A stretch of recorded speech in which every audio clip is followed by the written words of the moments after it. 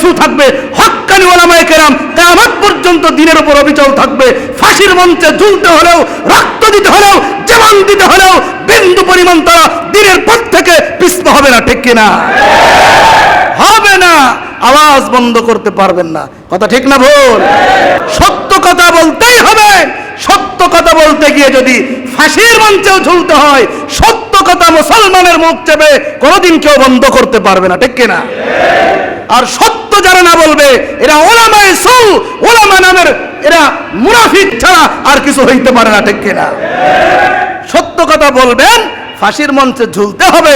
আমার নবী সত্য কথা বলতে গিয়ে আমার নবীর আগে পরে কোনো গুনাহ নাই।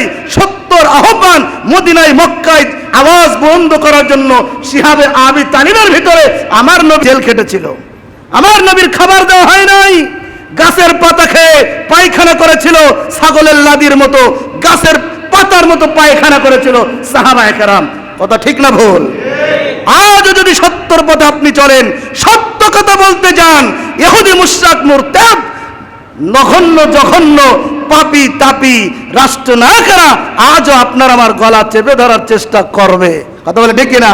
করেছে, পূর্বে করেছে না? দেখেন না আপনারা? কোন ওলামায়ে কেরাম, কোন হক্কানি আলেম নিজের পেটের জন্য কথা বলে না, দেশের জন্য কথা বলে, মুক্তি ভাঙ্গার বিরুদ্ধে কথা বলে, মানুষের ঈমান আকীদা নিয়ে কথা বলে, মানুষকে জান্নাতে পৌঁছানোর কথা বলে।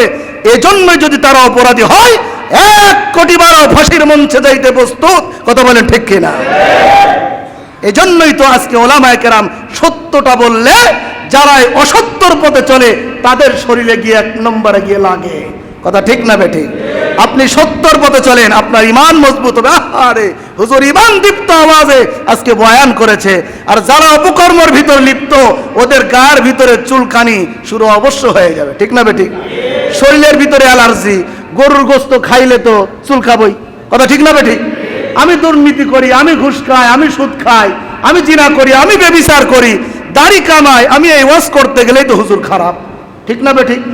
সুদের কথা বলতে গেলে হুজুর পাল্টাও, ঘুষের কথা বলতে গেলে হুজুর পাল্টাও, বিড়ি খাও না বাপ, বিড়ি খাও না, ফিরে আসো, তোমার জান্নাতের জন্য আমি বলছি হুজুর খারাপ।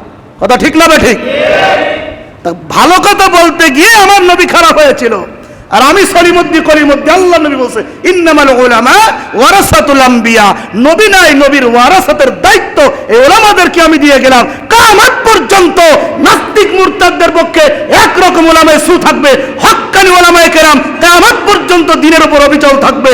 ফাঁসির মঞ্চে ঝুলতে হলেও, রক্ত দিতে হলেও, জীবন দিতে হলেও বিন্দু পরিমাণ তারা দিনের পথ থেকে পিছপা হবে না, ঠিক কিনা? হবে না, আওয়াজ বন্ধ করতে পারবেন না। কথা ঠিক না ভুল?